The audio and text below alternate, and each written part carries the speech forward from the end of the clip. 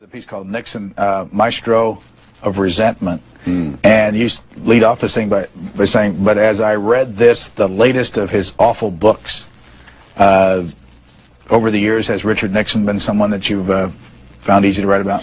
Yeah, and also difficult, because, as I say in that piece, there's always the temptation to feel sorry for him.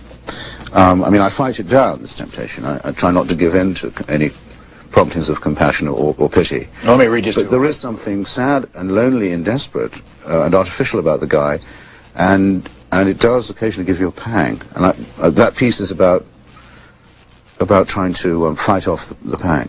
Well, you wrote this sentence. You said, the interesting bits of Nixon's private existence, the foul mouth, the Jew-hating, the paranoia, all lie under a ban of denial and are bled out of the narrative. Yes. I mean, the Nixon of the tapes, where he makes, as you know, terrible remarks about how the Jews are behind his persecution, the Jews are behind the anti-war movement, the Jews are behind the arts life in America. He tells his children to stay away from the Jews, and even uses foul words like kike, yid, and so on. Those are on the tapes, and you can actually go and hear them as well as read them, if you care to, or if you can stand it.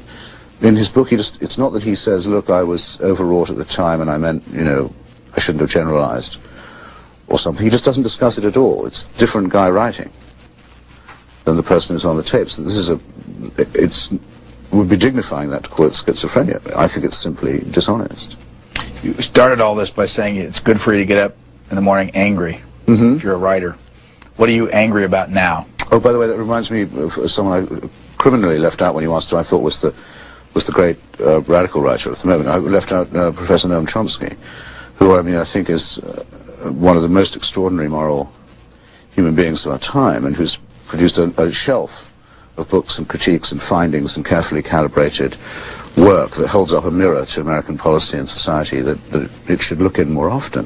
The reason I'm reminded of it is that there's a wonderful story about Noam. He went to the dentist one day, it's true, and the dentist said, you're grinding your teeth, and he said, no, I'm not, as far as I know. And he said, oh, a lot of my patients say that. You're probably grinding them when you're asleep. And his wife sort of monitored him around the clock, and he wasn't doing it when asleep, and they monitored him more closely, and they found he was only grinding his teeth in the morning when he was reading the New York Times.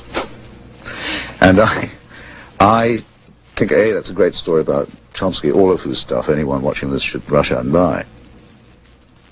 And is an example to us all. But also because I have the same experience reading the mainstream take on daily life every day, and the way that the editorials refer to we, as if we were all one big family, and it was all up to us. And one thing society is not is a family, not even a dysfunctional one.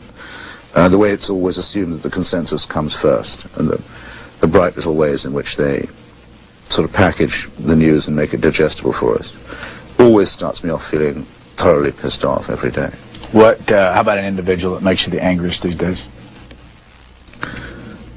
Janet Reno is particularly annoying me at the moment, I think.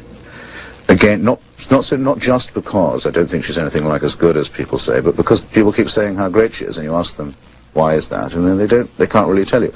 And I'm completely furious with her for burying the Iraqgate scandal, for taking the Bush quail line, that there was nothing sinister about the bank in Atlanta that was arming Saddam for the later war between business partners that we all had to go through. How much longer are you going to do this?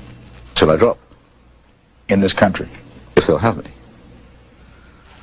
This is what the cover of this book looks like. It's a compendium of articles in various publications, including Harper's and The Nation and others.